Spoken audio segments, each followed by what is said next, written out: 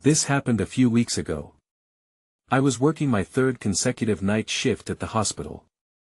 I've been a nurse for 3 years, and I know the building like the back of my hand. But that night felt different. The place was a maze of flickering lights and endless hallways, and I didn't mind the dark. Or so I thought. That it started slowly with tapping sounds. I thought it was just the wind. I shook it off, but the taps echoed through the quiet areas. They sounded like they wanted to follow me.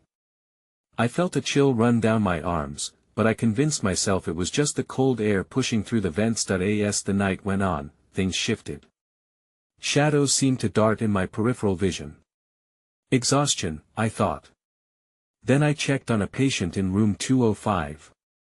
He was rambling about his wife. Her spirit, it's here, he said, shaking his head like he was in some sort of fog. I nodded, keeping my face neutral. I didn't understand what he meant, but his words made me uneasy. The tapping intensified. I walked the halls, trying to focus. My heart raced each time it echoed back. I felt a presence behind me, but every time I turned, there was nothing there. I reached the 5th floor, where a woman claimed to see her son in the corner. "He's waiting for me," she whispered. I didn't know how to help. The night dragged on, and the tapping turned into frantic scratching.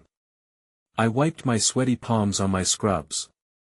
I remembered room 304, where a patient had mentioned an unforgiven presence. My feet seemed to move on their own, leading me to that room. Then it happened. The lights flickered and the hospital plunged into darkness. I felt panic rise in my throat. The scratching grew louder. I fumbled for a flashlight, but I stumbled over a cart. Anxiety clawed at my spine. In that moment, I saw a shadow, a dark mass moving across the wall. I blinked, hardly believing my eyes. Was I seeing things? I looked again, but the hallway was empty. I turned towards room 304, hands shaking. I reached for the doorknob, but hesitation gripped me. I didn't know what I was hoping to find. A voice echoed in my mind, "You shouldn't be here." I stepped back, feeling frozen. Suddenly, the lights flickered back on. The shadow was gone. I blinked, trying to grasp what had just happened. Was it real? What was in that room? How many souls lingered in my workplace? As my shift came to an end, unease washed over me. I couldn't shake that feeling. Maybe it was just exhaustion. Maybe not. I paused at room 304, heart pounding. I couldn't help but wonder if something was still there. The next night, I returned to the hospital. I told myself it was just another shift. But the atmosphere felt different, thicker somehow. As I walked in, I glanced at room 304. The door was slightly ajar, swaying as if someone had just stepped out. I felt a rush of adrenaline. I shook my head, pushing away the unease. I had patients to check on. As I moved from room to room, I tried to focus on their needs. But my mind kept drifting back to that room. What was waiting for me in there? I wondered. A nurse in the break room caught my eye. "You look like you've seen a ghost," she teased, but her voice was gentle. I didn't answer. Instead, I grabbed my coffee and took a deep breath. The aroma usually comforted me, but tonight it felt bitter. Hours crawled by, and it was nearly time for my rounds again. I took a deep breath. This time, I was determined to face room 304. I approached it slowly, each step heavier than the last. The door hung open, dark and foreboding. I could hear quiet murmurs echoing from within. They were faint, but unmistakable whispers. My heart raced. I hesitated, then pushed the door open. The room was empty, except for a bed lined with fresh linens and a table cluttered with medical equipment. But there was a strange sensation. It felt alive, like something unfurling just beneath the surface. I turned to leave, and that's when I saw it. A figure pale and transparent hovered near the window. I gasped, suddenly unsure if this was just fatigue or something else. The figure was a woman draped in a hospital gown, her hair long and disheveled. Her expression was one of sorrow. "Help me," she breathed, but no sound came out. I blinked, and she vanished, leaving me alone with my racing thoughts that I stumbled backward into the hallway, trying to catch my breath. I glanced down the corridor and saw a unit secretary staring at me. "You okay?" she asked, eyebrows raised. "You look like you've seen a ghost." "Maybe I did," I managed to whisper. My mind raced. Could it be the same entity that had troubled so many patients? I needed answers, but fear rooted me in place. As I composed myself, a sudden static broke through the hospital intercom. "Room 304, the voice crackled, but the transmission faded. My stomach dropped. What was happening? Was I losing my mind? I knew I had to find out more. The unsettling feeling was only building. Each moment felt like I was threading deeper into something I didn't understand. I turned to leave when I heard the whispers again, clearer this time. "Help me," they urged, like a siren's call. Undeniably drawn to them, I stepped back into room 304. But this time, I wouldn't back down. Not yet. I had to know what was happening and who that woman was. I stepped into room 304, my heart pounding like a drum. The air felt heavy, charged with a strange energy. I scanned the room, searching for anything that could explain my encounter. The whispers grew louder, echoing off the sterile walls.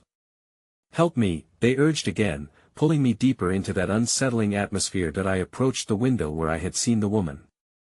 There was something about the way the moonlight spilled into the room, illuminating the corners like a spotlight. I could see the shadows flickering, twisting in odd ways as if trying to communicate. I took a shaky breath. "Who are you?" I called into the silence, my voice barely louder than a whisper. "Nothing. Just the soft hum of the hospital outside." I was no longer sure if I was waiting for a response or fearing what might come next. Suddenly, a flash caught my eye. It came from the table cluttered with medical equipment.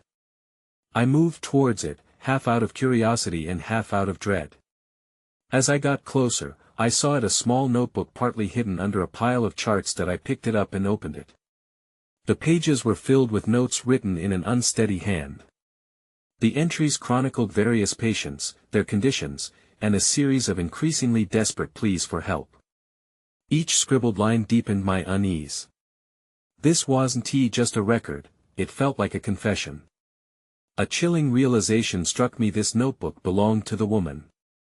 One of the many entries caught my eye. It was dated only a few nights ago and read, "I see her.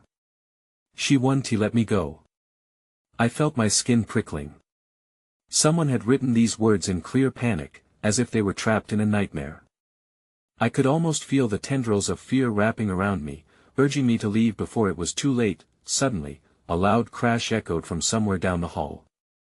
I jolted, the notebook slipping from my hands. It hit the floor with a soft thud, and I reluctantly turned back toward the door. The whispers morphed into frantic cries for help. "Help me. Please." Their urgency was deafening, drowning out my thoughts. That I stood frozen, caught between my fear and the growing need to assist. Before I could make my choice, someone rushed past me. A figure in scrubs, pale and hurried, nearly collided with me as they sprinted down the hall. "Room 304. They shouted, the panic clear in their voice. That my heart raced as I instinctively followed them. I dashed to catch up, my brain reeling with questions. Who were they? Were they aware of the entity I had encountered? I could feel something strange urging me forward, as if I was being drawn into the essence of whatever haunted this place. That we burst into the medical wing where I had seen the figure before. But the energy in the room had shifted. The air was thick and charged with an intensity one couldn't explain. I scanned the room again, and that's when I saw her more defined now, standing by the bed.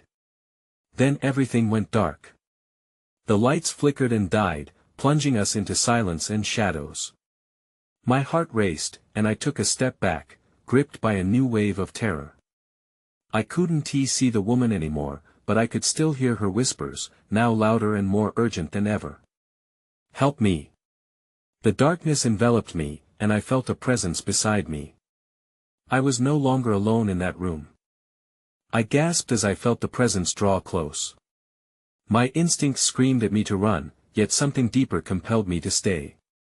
I took a step forward, completely enveloped by darkness. Is someone there? I called out, my voice trembling, but all I received in return was silence, but then I heard its soft crying mixed with the whispers. The sound sent chills racing down my spine, a mixture of despair and urgency that made my heart ache. Help me, the voice begged again.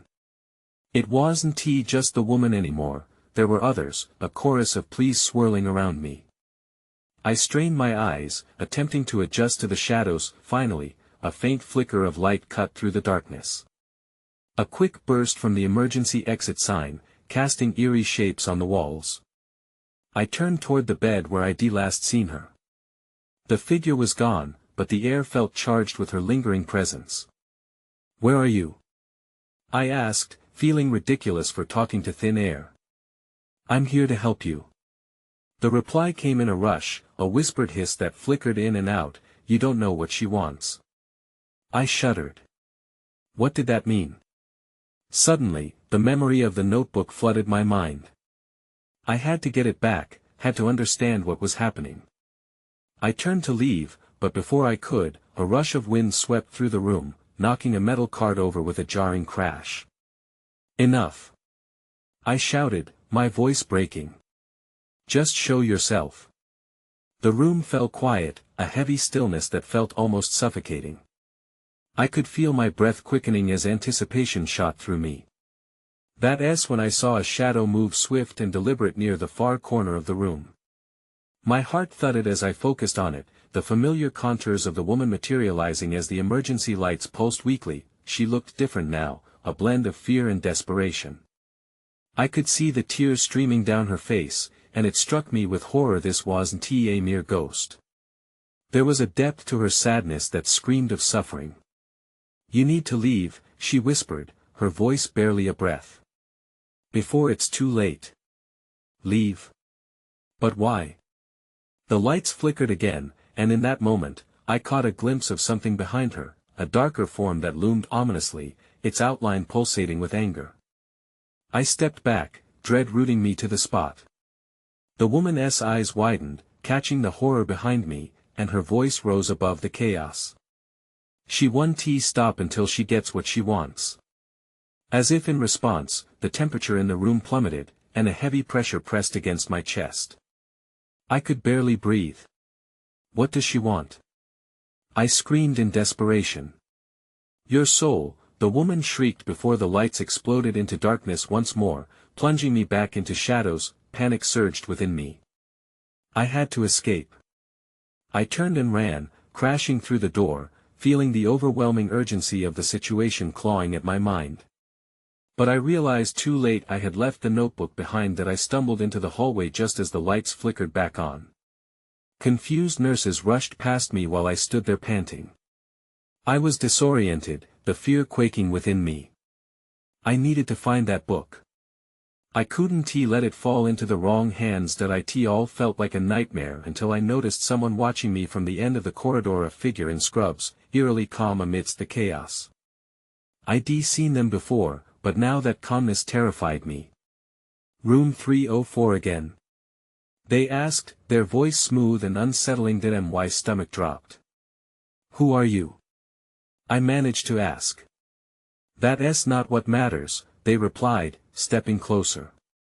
What matters is what you're about to discover. I took a step back, trying to put some distance between us.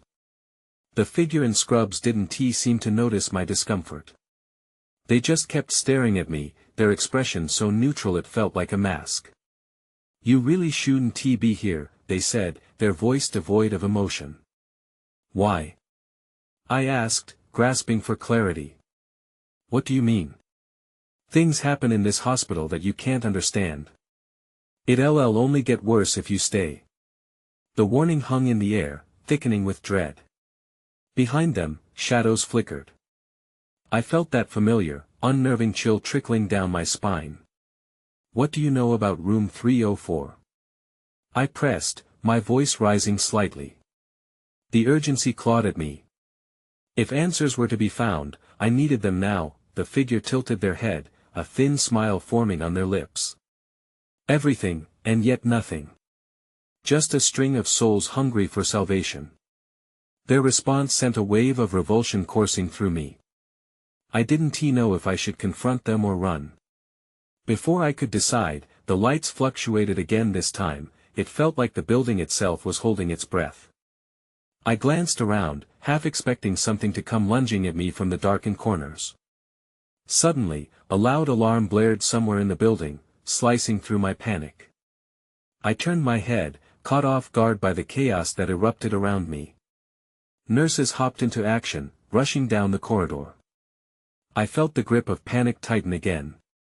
I have to find that notebook, I thought, remembering it lay somewhere in room 304. As I started to move past the figure, they reached out and grabbed my arm.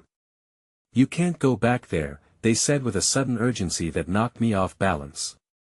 She's already waiting for you. I yanked my arm free, but the whispered warning lingered in my mind. I darted toward the stairs, moving as quickly as I could without drawing attention to myself. Each step echoed like a drumbeat, quickening my pulse. I reached the third floor and headed down the corridor to room 304, my heart pounding in my chest. The hallway was eerily quiet now. The lights flickered again as I approached the door. I hesitated, remembering the woman's desperate face. Suddenly, the door swung open on its own. My breath caught as I peered inside. The room was empty, almost too empty, save for the disarray of the bed and the scattered medical equipment. Where's the notebook? I muttered under my breath. Just as I stepped inside, something behind me crashed a metal tray, clanging against the floor. I whipped around, only to find nothing there, the corridor silent again. That I turned back toward the room, and my eyes locked onto something on the floor. In the dim light, I saw a dark object partially obscured under a chair. My heart leaped, it was the notebook. As I lunged forward, the room seemed to shift, shadows swirling around me like smoke. Then everything went dark again. I froze, panic clawing at me as my senses heightened. I was not alone. I could feel that presence, thick and suffocating. The whispers returned, louder now. She's coming for you, they echoed, as fear consumed me. I turned to run, but the door slammed shut with a resounding thud. I felt the thud reverberate through my chest like a shouted warning. I pressed my back against the wall, letting the cold surface ground me for a moment. My heart raced as I realized the shadows were moving again, pulsating closer. It was dark, but I could sense something lurking, watching me. Stay calm, I told myself, trying to silence the chaos in my mind. I turned around, searching for a way out. The door seemed solidly locked, as if the hospital itself conspired against me. Then, a soft sound caught my attention. It was a faint sobbing coming from the corner of the room. My instincts screamed at me to run, but curiosity and a desperate need for answers held me in place. I took a cautious step forward, trying to zero in on the source. Who's there? I asked, my voice barely above a whisper. The sobbing ceased, replaced by a silence that stretched like a tightrope. Is someone here? As I moved closer, I could make out a figure huddled in the shadows. The shape was small, trembling. I hesitated, every nerve in my body on edge. Are you okay? The figure lifted its head, and I instinctively took a step back. It was a girl, no older than 10, her face pale and streaked with tears. Her eyes were wide and dark, devoid of any hope. You can't help her, she said in a voice so low it felt like a thin shadow brushing against my ear. Help who? I breathed, a knot tightening in my stomach. The woman in the notebook, she replied, her gaze piercing into me. She's the one who needs saving. But you can't save her. The chill of her words sank into my skin. What do you mean? I pressed, desperate for clarity. The girl pointed toward the notebook I sought, which now lay open in the center of the room, pages fluttering as if in a gust of wind. I could see hurriedly scrawled notes and sketches, but before I could move closer, a surge of air knocked me back. The shadows grew thicker around the room, twisting into forms that almost seemed to breathe. "Please," I begged, "I need to know. You shouldn't have come here," the girl warned again, her voice trembling with fear. "She knows. She can feel your presence." Suddenly, the lights flickered once more, brighter this time, revealing a figure behind the girl. A woman stood there, her face shrouded in darkness, but her eyes glimmered like a predator. "So, you've come to play," she said, her voice smooth yet dripping with malice. A rush of terror flooded through me. I turned, lunging for the door, but it wouldn't budge. It was as if the walls themselves had sealed me inside. I pivoted back to the woman, feeling the compressing weight of the shadows around me. "Let me out!"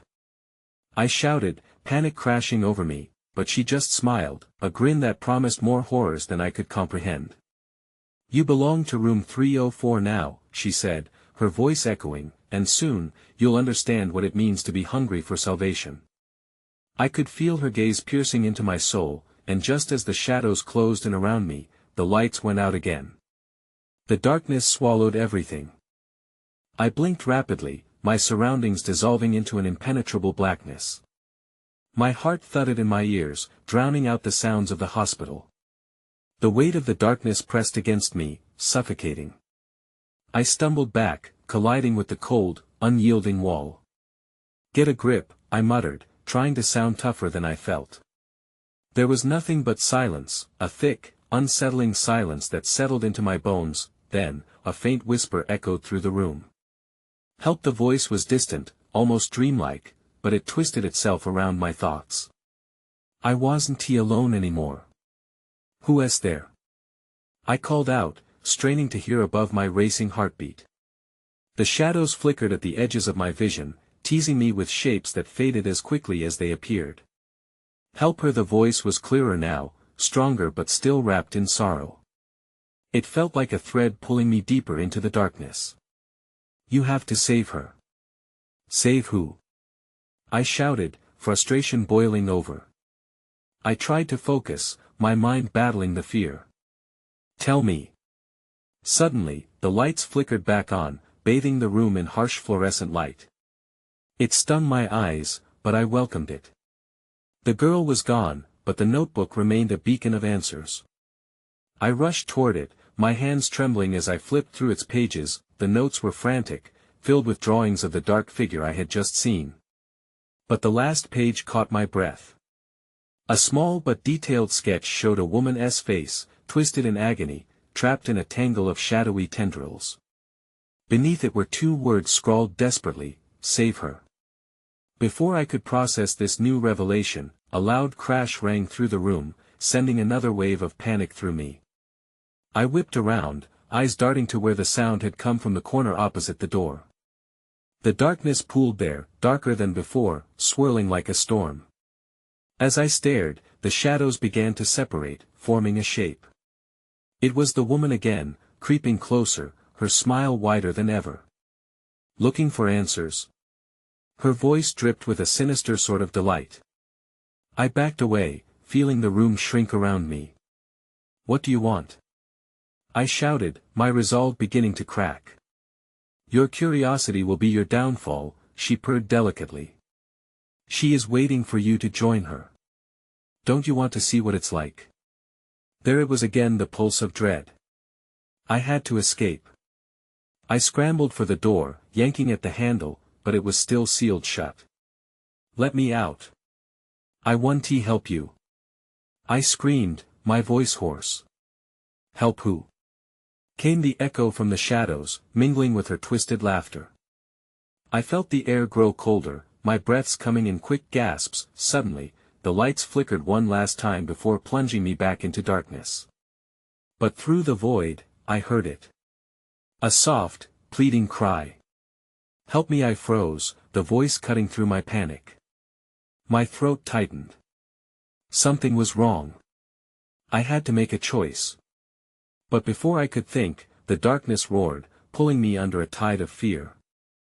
I found myself weightless, as if I were floating through the void. My surroundings were gone, no walls, no light, only endless black. I felt disoriented, gripping onto the remnants of my sanity like a lifebuoy. Then it all hit me, the woman, the shadows, the chilling call for help. "Wake up," I murmured to myself, desperate for a sense of reality. I had to move, to find a way back to the twisted hospital ward where the nightmare had begun, and just like that, I was back. The sterile smell of antiseptic flooded my senses, and the fluorescent lights flickered ominously above me. My heart raced. I was still in that room, and the dark figure was gone, but the weight of dread clung to me like a second skin. The notebook lay on the floor where I had dropped it, a forgotten relic holding the key to my next move. Ignoring the faint echo of my own voice, I grasped the notebook and rifled through the pages again. The drawings were frantic, chaotic. But this time, I noticed something. In the corner of one page, a date was scratched out.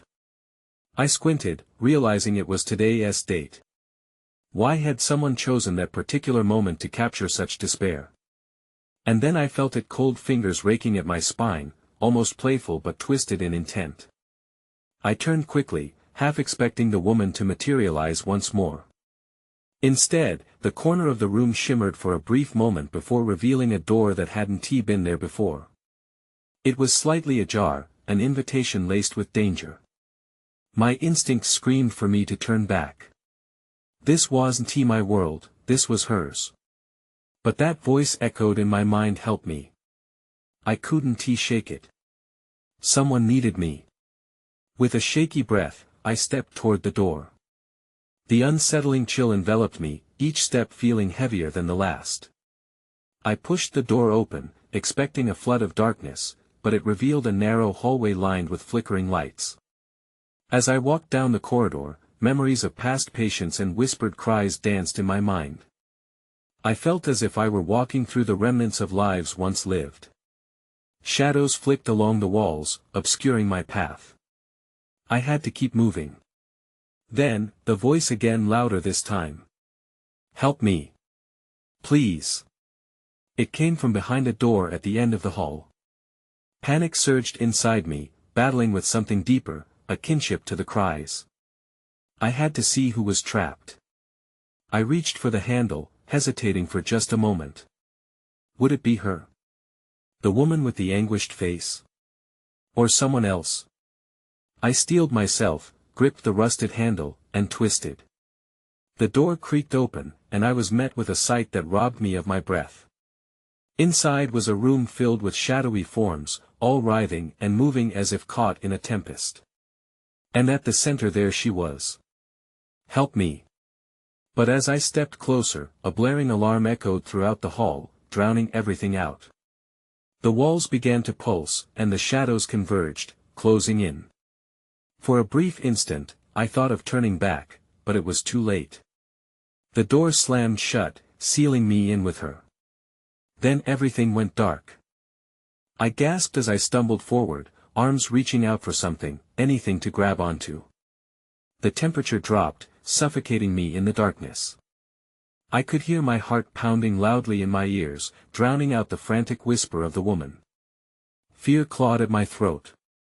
I was alone, not truly alone, but trapped in this darkness that felt alive, pulsating around me. Then, a light flickered to life in the corner of my eye. It flickered like a dying bulb, but it was enough to draw me toward it.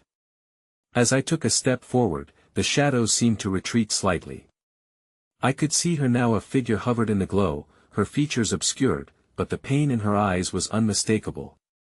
"Help me!" She cried again, and this time I felt the raw desperation in her voice. The shadows surged around her, as if trying to consume her. I had to do something. I could not let this be her end. "Who are you?" I shouted, my voice cracking in the thick air. "What do you need?" She reached out a hand. It trembled. "I'm trapped, the room holds me, find the key." Just as those words registered, the shadows surged forward again, darkness swallowing the light whole. I stumbled back, fear sending jolts through my body. My eyes darted around the room in a panic. There had to be something, a drawer, a box, anything that could offer a clue. That I turned, searching frantically. A desk sat against one wall, its surface cluttered with discarded papers and dust. My pulse quickened as I approached it. I shoved aside the papers, looking for anything that resembled a key. I could feel the shadows creeping closer, their cold breath on my neck, and then I found it. Buried under a pile of old notes, a small brass key glinted in the faint light.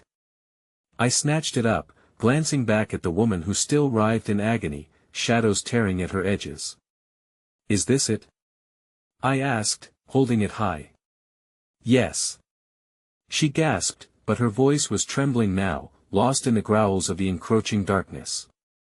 I dashed to the door at the far end of the room, panic guiding my hands as I fumbled with the key.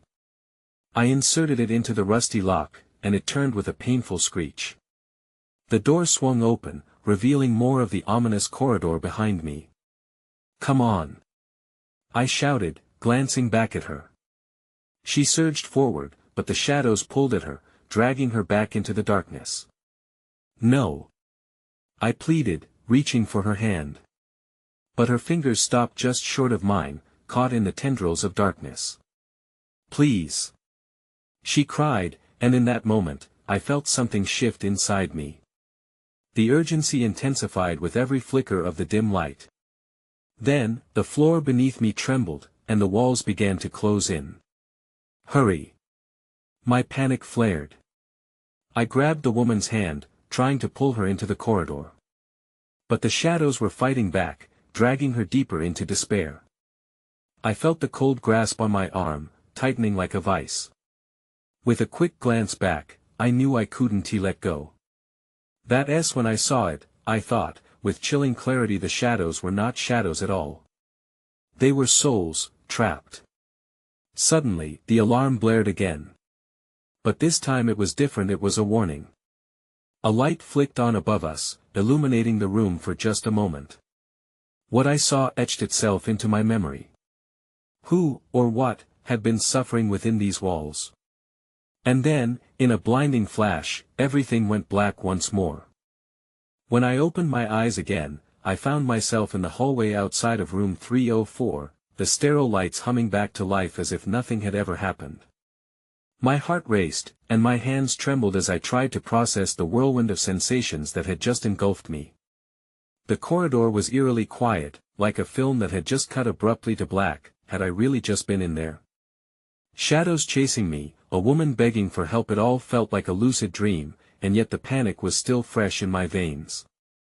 Gradually, the weight of the fear began to lift, leaving behind a haunting emptiness. I looked back at the room, half expecting the darkness to spill out and reclaim me, but it remained just a sterile entryway, with the door quietly ajar, and then, a scream cut through the silence.